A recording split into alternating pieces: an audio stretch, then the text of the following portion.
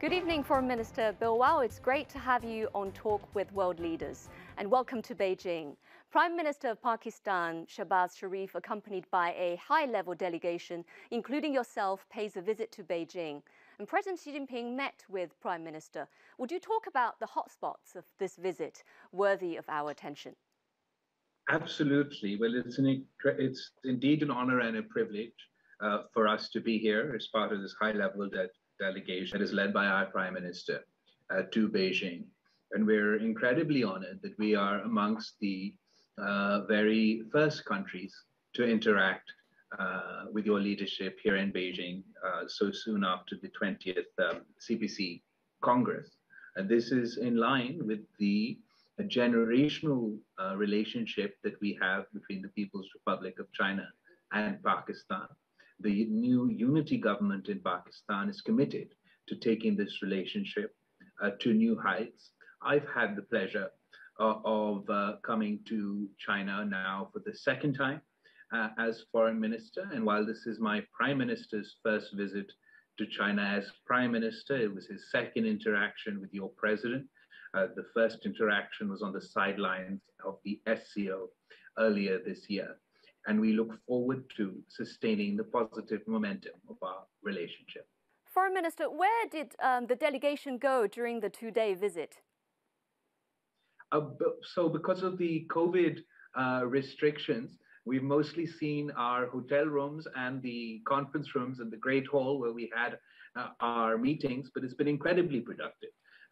We've sort of every 5 minutes of this of our short trip have been put to good use.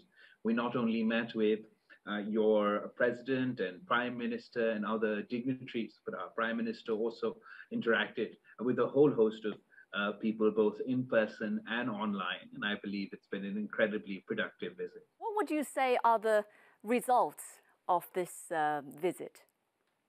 I think we have an incredibly comprehensive joint statement that has been released as a result of this visit.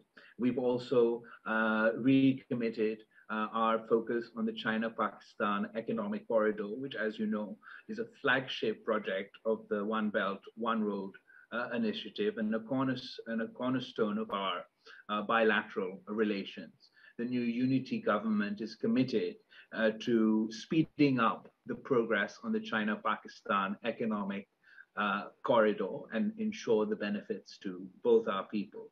We discussed a whole host of projects with your government, including the ML1 rail project, the KCR, Karachi Circular Railway. We discussed investment and cooperation and green energy and solar energy, and we signed many MOUs between memorandums of understanding between our two countries. So as I said, I believe it's an incredibly productive visit that has touched on all facets of our bilateral relationship. Of course.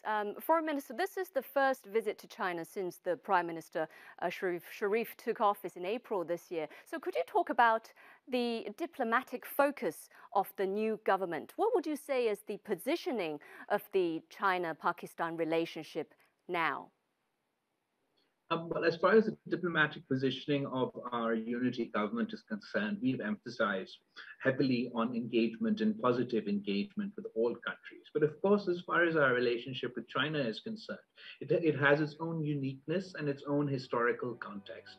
In Pakistan, we say that the friendship between Pakistan and China are higher than the Himalayas, deeper than the deepest ocean, and sweeter than honey.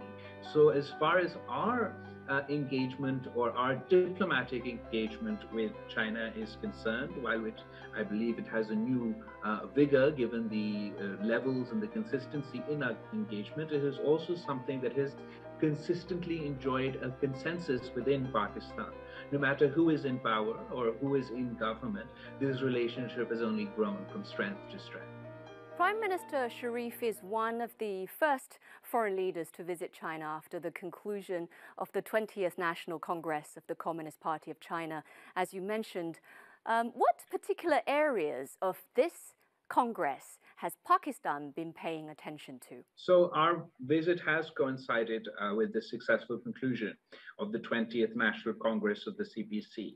And we would like to start by extending our warm felicitations to the Chinese people and the leadership of China.